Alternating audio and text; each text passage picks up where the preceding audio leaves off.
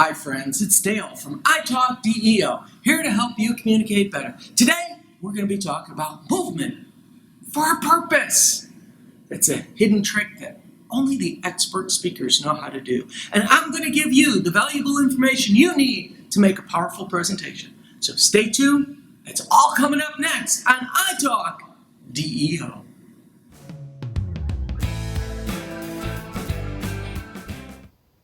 Movement for a purpose. That is what we're talking about today. And I'm going to give you 3 techniques on why movement for a purpose will make your presentations great and beyond approach. So let's start off with the first, why movement? And we're talking about stage movement. We're not talking about hand movement. We're talking about stage presence. So let's start off with the number 1 reason why you should be moving. Well, let's start off with time.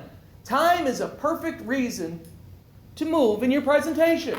And in this example, we always have the present, the past, and the future. So now when I'm presenting, I come out and I start my story. I may be talking about my childhood. I may talk about my children or where I'll be in the future, and I come back to the present. So I can bounce between 3 different locations talking about my presentation. Time. I could talk about being a child and how I am as an adult, to where I see myself in the future. Just don't stand in one spot. Move for a reason. Now there's an acronym that I learned called MAP, which is movement, action, and picture. Now, we're moving for a purpose. That's the M. Now, the action. I suggest that everybody write out their speech, because when you know your speech, you could see the action words in there. So if your speech is talking about you going on a leisurely stroll, that gives you a perfect reason to walk across the stage. If you're talking about some activity where you ran across the stage, it gives you a reason, again, to move across stage. Now, action, you could find words that generate action. Some people thinking moving back and forth is action. That's a drive-by. You're not hitting anybody or making any connections. When you break your speech down into segments, you could connect with this part of the audience. When I come and talk about the past, I can come over here and again, make another connection. And when I come to the present, I make a connection with the center audience. So that is the first and easiest way, is time. Second is to break up your presentation based on segments. I have my opening segment. If I'm talking about a product, I come up, segment, here's my product, XYZ. I'm going to tell you the features that are great about XYZ. You come to this location. You spend maybe the next 10 minutes talking about the great features of XYZ. You talk about the things that XYZ can actually do for a company. Notice, features in one section, benefits on the other. You come to the center, and you give your final sales pitch. So in this example here, I took a presentation that may be 30 minutes and broke it down to my opening, which may be 1 to 2 minutes. You then go over and talk about your product features, which may be 10 minutes. You may then talk about the product benefits for another 10 minutes over at this group, and in the center, you close up in the next 8 minutes. So in a 30-minute presentation, you have gone to 3 different locations. That is the second technique. The third technique is one that I like to use. It's actually when you have some personal information, you want to talk real soft. That's when you move into the audience. When you say something loud, you move back. So you could do distance backwards and forwards on the stage based on your volume. If you're talking normal or something sincere or personal, you may move back. If you're talking something that may be a little more open or broad, you could move farther back. So those are 3 techniques on why to move on stage, but I have a 4th technique. The 4th technique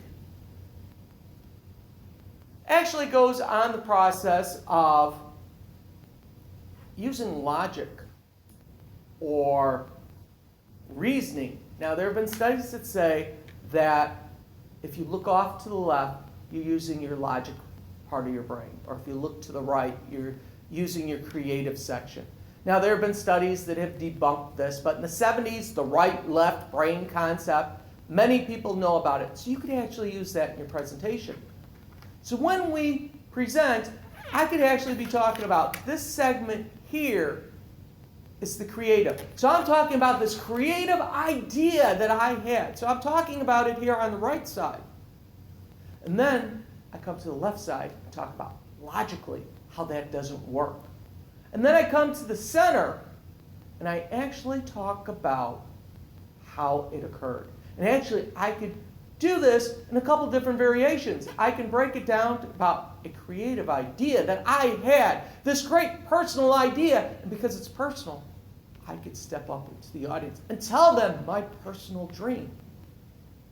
And then when logic sets back, geez, I got kicked back here. When reality kicked in, I had a reason to walk backwards to this location and now talk. And then I get to the present and show what actually occurred. Now, in MAP, we have movement, we have action, which we talked about, and we have picture.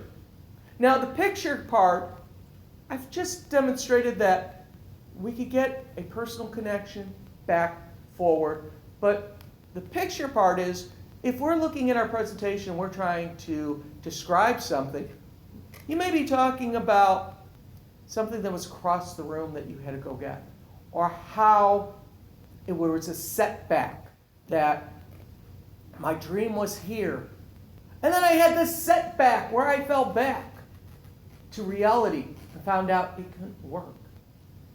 But again, the dreamer in me pulled you forward until reality came in and I made it work.